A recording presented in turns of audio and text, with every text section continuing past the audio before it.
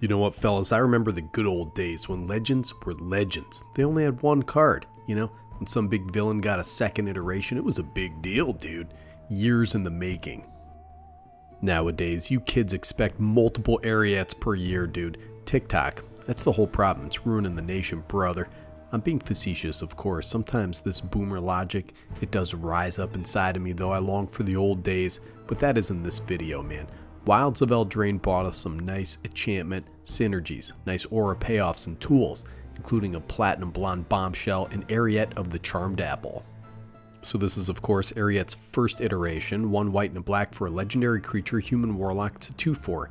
Each creature that's enchanted by an aura you control can attack you or planeswalkers you control. Very interesting. At the beginning of your end step, each opponent loses X life and you gain X life, where X is the number of auras you control.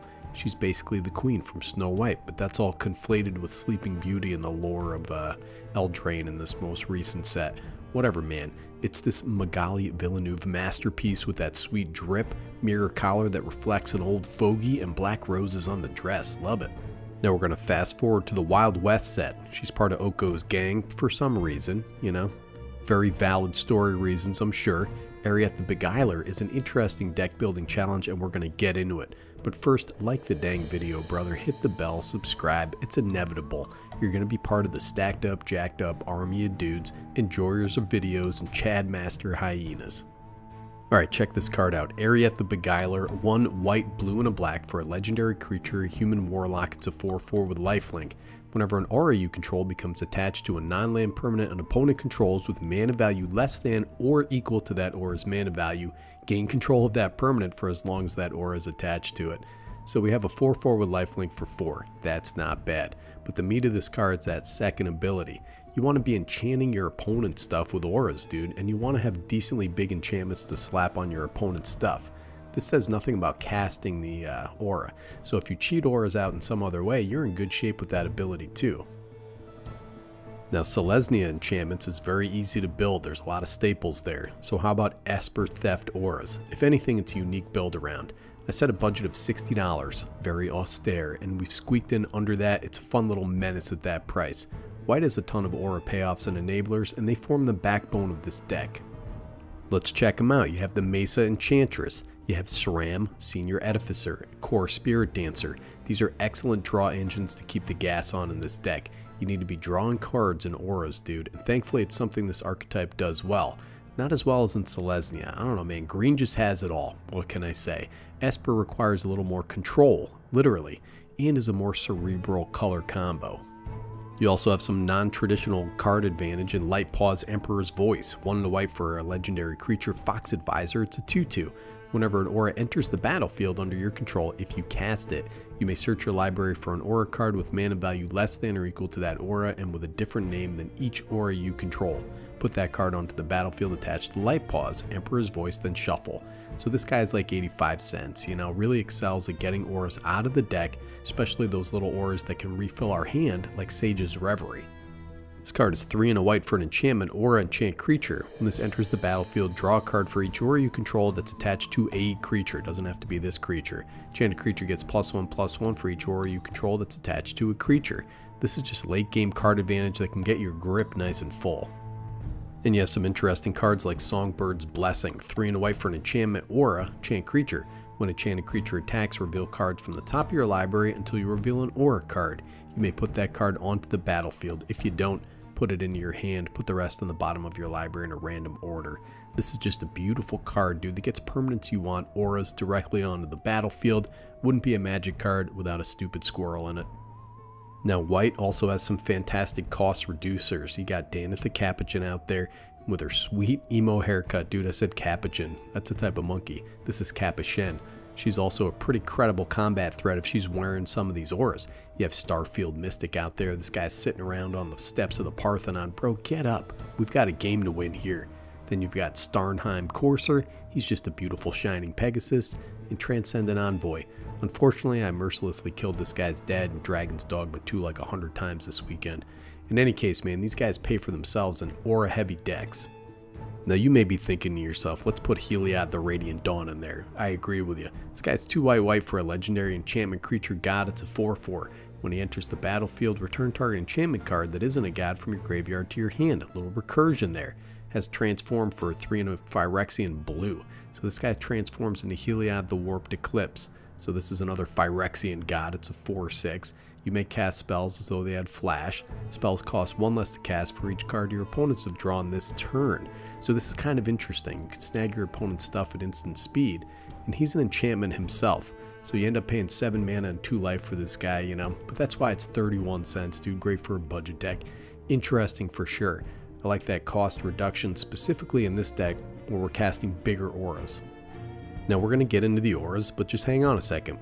I wanted to chat a little bit about Esper's big strength, and that's interaction and targeted removal. We're going to be facing some big old nasty threats, dude. Eldrazi's, big green beasties, you know. And we can't keep up with the value and mana engines in many commander decks, but we can efficiently remove those threats.